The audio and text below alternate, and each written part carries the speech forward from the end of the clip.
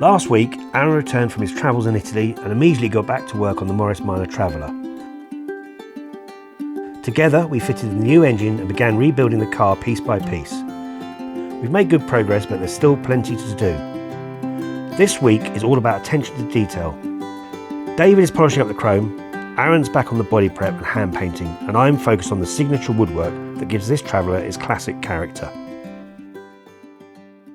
The good thing I've had this morning, after the bank holiday, I mentioned before I'm slightly reliant on Paul. He popped his head in this morning, having been away, and he's confirmed that he's going to fix the crossmember for us this week, which is great news. Whilst we're not going till the 16th of September, I want this car finished with at least 3, 4, 5 days ideally before we go, so we can probably test drive it. And that gives us about 2 weeks from today.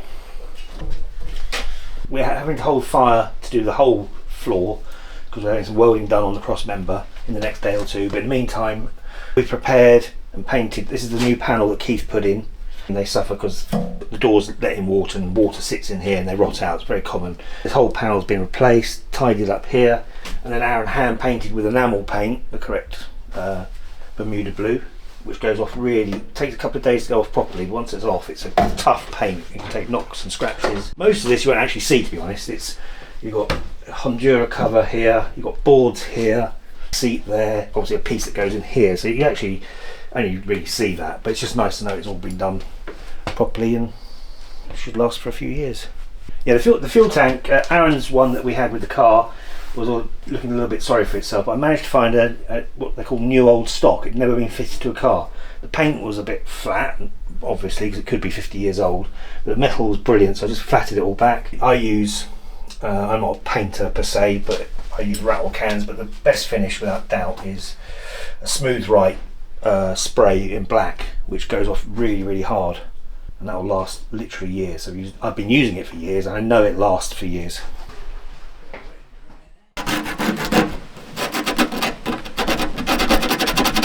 Don't come up very well because they're these imitation ones. There's not so much chrome on them, so you've got to be very careful. You don't clean them too much with anything aggressive because it'll takes all the shine off it. I've got a kettle again. Must be tea time. Yeah, so while we're doing a hell of a lot of work on the Traveller, there's a couple of areas where we're not focused on this time. We can do it at a later date, and that's the paintwork, the exterior paintwork of the car.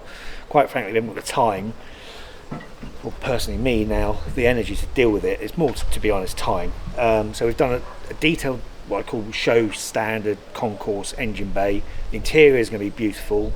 The paintwork's fine, but it's a little bit here and there. Patina. It's got patina, good word. Things like that. I will polish it. I'm going to mop this and give it some colour. But we also had a big dent here, which is just knocked out roughly. Again, these wings do obviously bolt on and off, so we can take them off the car again at a later date and deal with it properly. Down here, it's a little bit scabby. So it gets hidden mainly by the bumper anyway. But all we're doing, this is not what I call the paintwork's not a full restoration. This is just making good and tidy for now, and we'll readdress it at a later date. So all we're doing here is we're rubbing it down, getting the worst of it off, probably rust treat it, and then we're just going to hand paint this the blue colour, the Bermuda blue, and give this a bit quick polish. And that's the same with all the exterior panels. It'll be fine, it'll be good, it won't be perfect, but in some ways that's quite nice because then you don't have to be so precious about it whenever you're using it. And this will be Arran's sort of daily driver. A bit more about that with the woodwork, which we're going to do first off in a minute. He's raiding the chocolates and the crisps. David is paid on cups of tea and chocolate. Yeah, and he's got crisps. He's got. I think this will do. Yes, this will do here. His little Maltesers. Right, and now he discreetly disappears and goes and munches them.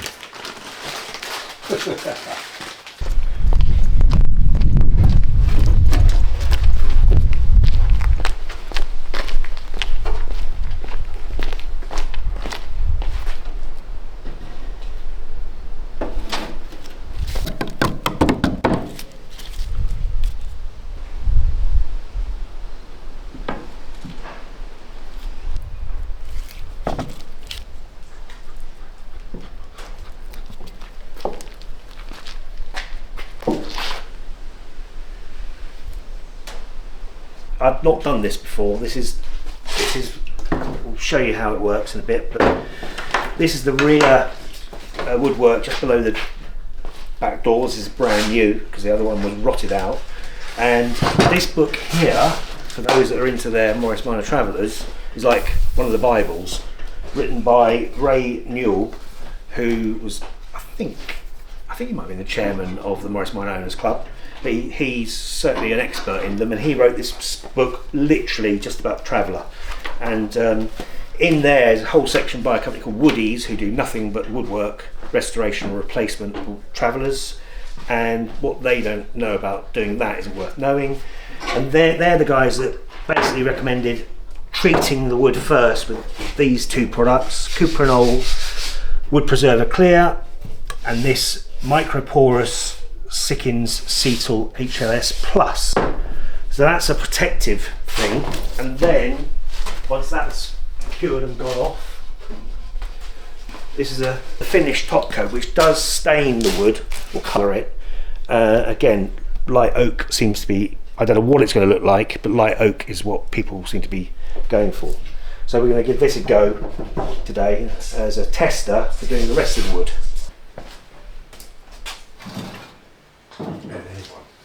Okay. This is the first time I've done this, so you have to bear with me.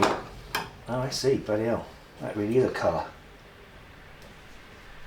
Quite dark. Anyway,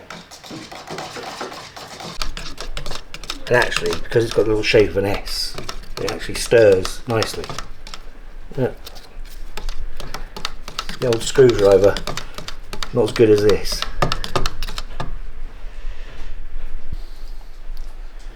Don't want to use too much just for this little panel. I don't know how that needs to be.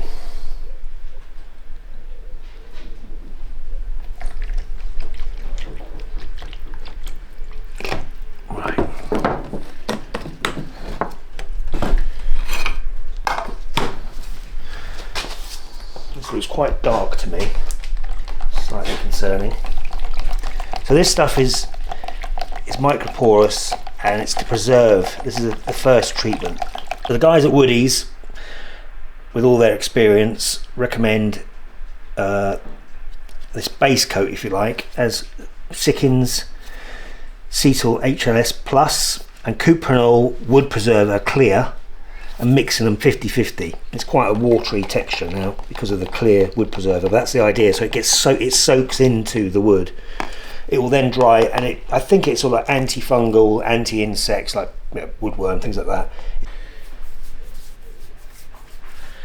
Again, they say at this stage you're not worried about the finish. You just get it on. Don't brush it out too much, so it actually sinks in. And it's going to be lighter than I thought. That's better. And even if there's some residue, they say leave it for an hour and then wipe the residue off, because that will affect the top coat finish. And this part of the car, you literally won't see any of this wood when it's done. It probably needs protecting more than anything, because this is a water trap area. If the rear doors don't seal perfectly, this is why this bit rots out.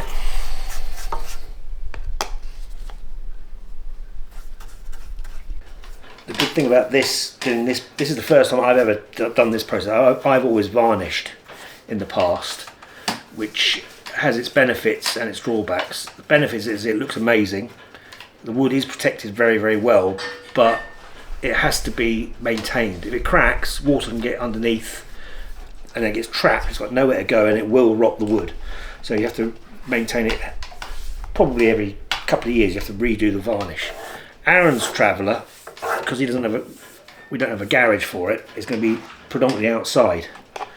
So again, with the advice of Woodies, they recommend that a product that this doesn't, if you like, it's not a covering, it's a microporous system that allows the wood to get wet but dry out again.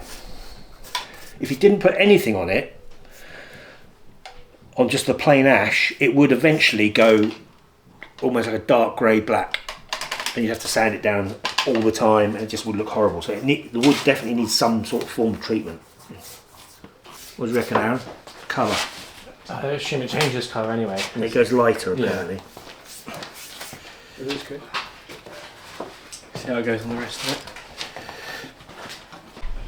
Yeah, we've got one strange phenomenon with this Traveller. I was reliably informed that woodworm doesn't go for ash, but we've got signs of it on the original wood. We are going to be changing some of that at a later date.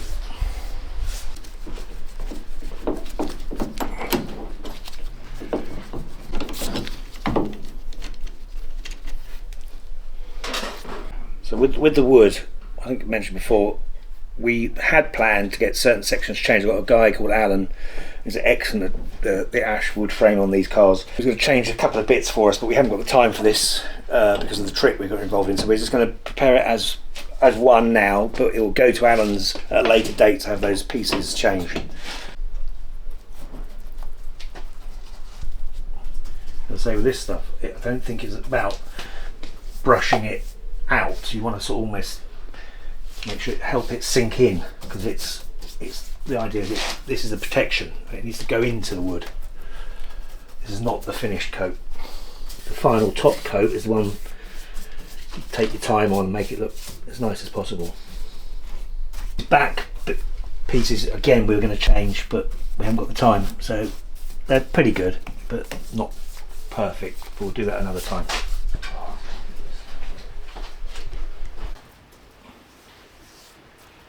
Steady hand, a bit of patience, no masking tape required. Having said that, patience isn't one of my strong points. Without me thinking about it. So yeah, last night I was here till late, just sorting out in the front the electrics. The little interior light wasn't coming on. These little earths here needed cleaning, but they're both working both sides. Lights working, or they're not wired up, but the power's getting there. Ignition lights coming on. I can turn the car over and start. And this is my little nod to modernity. The windscreen washers are normally a little pump, and you get basically a dribble. You don't really get a thing, but I like adding a little electric pump. Then I introduce a little Lucas type electric pump which sends in there, and I take power from the fuse box and it earths just onto the body down there, and then a little what they call momentary switch in the dashboard. I was just saying to Nicola, who's filming this, that my son rolls his eyes when I show him things like this because he thinks I'm an idiot, but I get a lot of satisfaction from what I call attention to detail. Other people call it OCD, but I like to call it attention to detail. And this is the original correct windscreen washer pipe location, and I had to introduce 2 wires, and I just took the time just to neatly drill through, get a nice little grommet that fits well. Inside it's been sleeved, the cabling, so if it's flapping around it won't come into any problems, and everything here is all lovely and neat.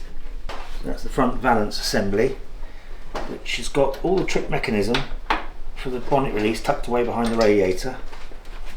Oh, there we go. Obviously it's going to go on like that. But I could put it on now, but once it's in obviously. But then at the moment it's quite nice having it off, so you've got complete access to all the ancillaries whilst they're being put in. This will go in last. And obviously primed with, filled rather with water and antifreeze. Thank you for watching this far into the video. Please like and subscribe. I'd really appreciate it. And if you have any comments, just whatever, any constructive criticism or whatever you'd like to say, that'd be great. So thank you. Hi there, it's David here. Just still cleaning chrome, all the rusty bits. I'll see you next week, and I'll be raiding the tuck box yet again for my little chocky treats. That keeps me going. Thank you for watching.